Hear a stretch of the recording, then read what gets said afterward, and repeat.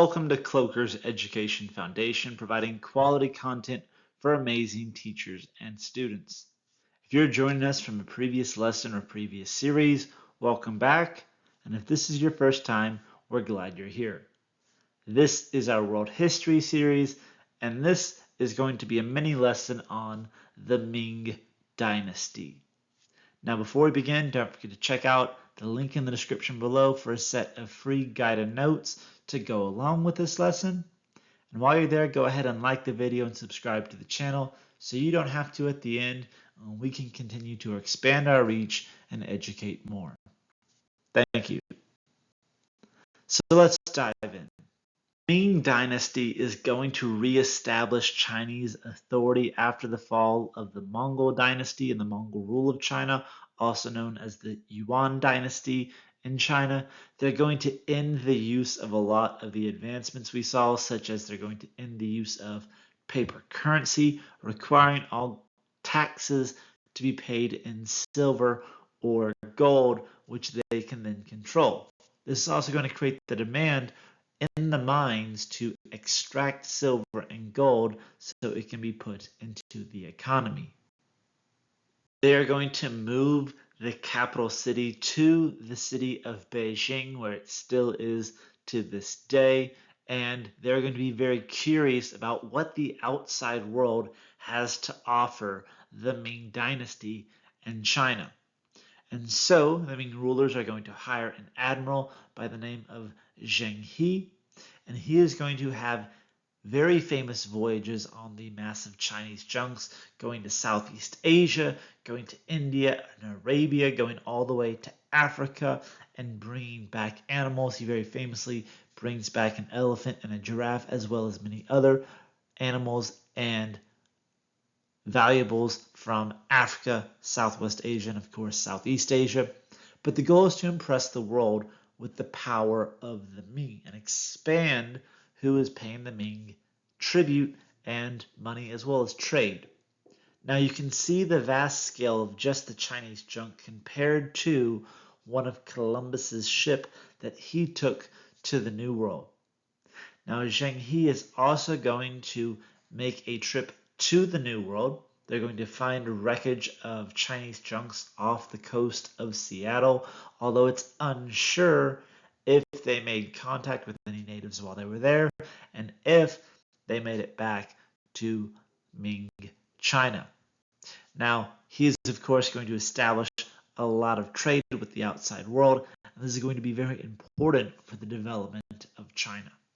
One man can have a huge impact, especially within the dynasty and even in modern politics. And so, despite the fact that it is incredibly expensive to manufacture and maintain the Chinese junks, they were very adamant on exploring up until the death of Zheng He in 1433.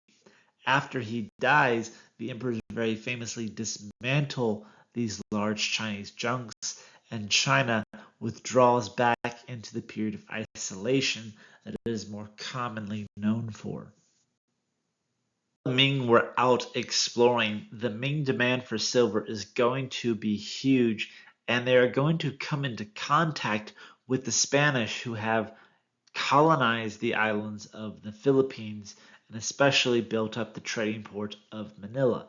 And so the Ming relationship with the Spanish and the Portuguese in Southeast Asia is going to be incredibly important, as that is a main source of gold and silver for the Ming, but also how a lot of the Chinese goods will leave Asia and make its way back to Europe, despite the fact that Ming China will be in a period of isolation for most of its time.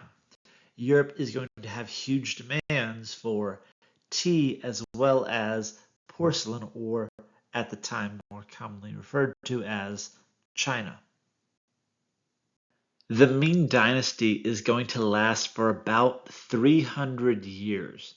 Now, it's going to be overthrown in 1644 by the Qing. This is a small group from Manchuria which is going to take over the nation, the dynasty, but they didn't technically do it alone. Now, while there weren't other people who who were helping them, the corruption within the Ming, the weak leaders, the economic issues, the high tax burden, the natural disasters, the famines, the plagues, the riots and rebellions, all of these are assisting the Qing in taking over Manchuria and expanding their influence to own all of China during this time. Now, the Qing are going to last till about 1912, which is into about World War I, right before World War I. And so they're going to control China from before the time of Columbus to right before the start of World War I. That is a huge time period for the rest of the world. Now, during this time, the Qing are going to be very brutal towards the people in China, especially the ethnic group of the Han Chinese. And part of that brutality was enforcing of the Q law, the Q haircut. Now, this is where they shaved their head. This was, of course, very embarrassing and humiliating for the Han Chinese and other groups within China, as it was a symbol of submission to a group, to a foreign domination that wasn't Chinese. And if you didn't shave your head in the required fashion, they would execute you for not having this haircut. That is how brutal the Qing dynasty was. That wraps up our lesson. Ladies and gentlemen, thank you so much for watching. As always, don't forget to like and subscribe, especially if you liked this video or found it helpful. This was just a short overview of the Ming. We will have an in-depth lesson on their exploration and efforts and looking at Zheng He specifically. But until then, you can check us out on Teachers Pay Teachers, YouTube, Rumble, and the Kloeker Education Foundation website.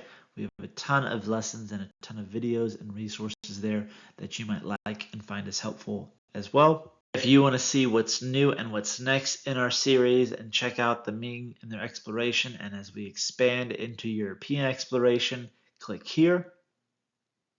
For something you might like, click down below.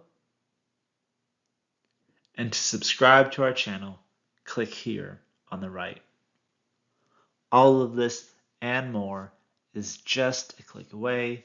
I'll see you there. Thanks for watching.